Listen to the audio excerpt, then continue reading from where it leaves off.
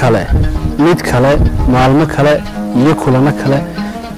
barnaamijyo xiiso leh oo ka bilaabi doona magaalada Hargeysa barnaamijyadaasi waxay si dhab ah u taaban doonaan nolosha dadka iyagoo ka hadli doona dhaqaalaha dhaqanka iyo suugaantii oo ka maqnaan barnaamijyadaasi barnaamijyo waxay noqon doonaan